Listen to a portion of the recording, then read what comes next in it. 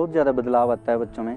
जब हम स्टार्टिंग में आए थे तब जो हमें बच्चे मिले थे और जो आज हमारे पास जो बच्चे हैं उनमें हम काफ़ी ज़्यादा बदलाव पाते हैं। मतलब काफ़ी ज़्यादा स्किल्स हैं और उनके कम्युनिकेशन स्किल्स काफ़ी ज़्यादा अच्छे हैं और वर्क में भी वो काफ़ी ज़्यादा स्किल्ड हैं। मतलब जो पहले हमारे पास बच्चे आए थे वो बिल्कुल भी कम्युनिकेशन भी उनका ठीक नहीं था, अब उनका कम्युनिकेशन बहुत अच्छा है पहले से।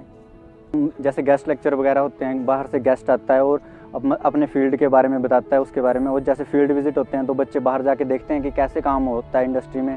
इंडस्ट्री विजिट्स होते हैं उसमें भी बच्चे हाथ से काम करके देखते हैं और मतलब काफ़ी ज़्यादा स्किलों में डेवलप हो रहा है पहले से ज़्यादा। One, be employable. Two, create employment. Third, add value to the overall GDP. Sure. Yes. So every human has to have some worth. So he's contributing positively towards the gross domestic product. Vadhvani was the one group which actually laid down the foundation of a vocational education as far as the education department of Himachal is concerned. And I'm pretty sure that now through this HPKVN, we have requested the education department to go for a BVOC program. And apart from the BVOC program which they are going to start this year, they are also going to give to the vertical movement to these boys and girls who will be passing out from the L4 now.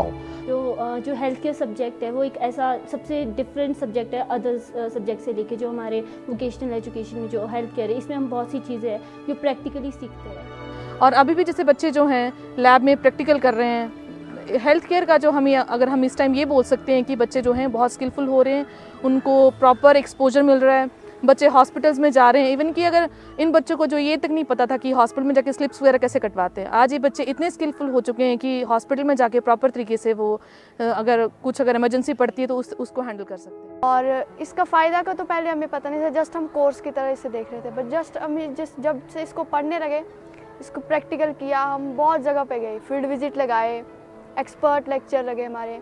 इससे हमें इतनी skill knowledge हो गई है अभी। अब हम अपने हेल्थ, अपने घर वालों की अच्छी तरह से हेल्थ की केयर कर सकते हैं। टेक्निकली ऐसी फैसिलिटी गवर्नमेंट स्कूल में आप सोच सकते थे कि गवर्नमेंट स्कूल में ऐसी फैसिलिटी मिल रही है। ऐसी फैसिलिटी, ऐसी लैब आपको मिल रही है जहां बच्चा एक स्किल्ड होकर बाहर जा रहा है। कम से कम अगर आगे नहीं पढ़ पाएगा तो अपनी रोजी रोटी को कमाने के लिए वो सक्षम होगा। मैंने ITS सब्जेक्ट इसीलिए रखा था क्योंकि मैं आगे अपनी जॉब जो है ITS सेक्टर में कर सकूं। बिकॉज मुझे कंप्यूटर पढ़ने में बहुत इंटरेस्ट है और मैं इसी इंटरेस्ट के चलते मैंने ITS रखा और ITS में आगे मैं अपनी जॉब अपॉर्चुनिटीज़ ये करना चाहती हूँ।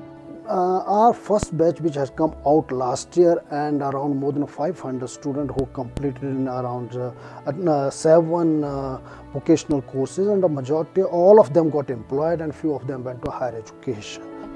जॉब अपॉर्चुनिटी मिली है और मेरे लिए बहुत बड़ी बात है कि प्लस टू के लेवल पे शायद किसी को जॉब नहीं मिलता और हमें मिला है, वो बहुत अच्छी बात है और बहुत बड़ी बात है और इस मौके को कभी नहीं खोना चाहिए और ना ही खोऊंगी।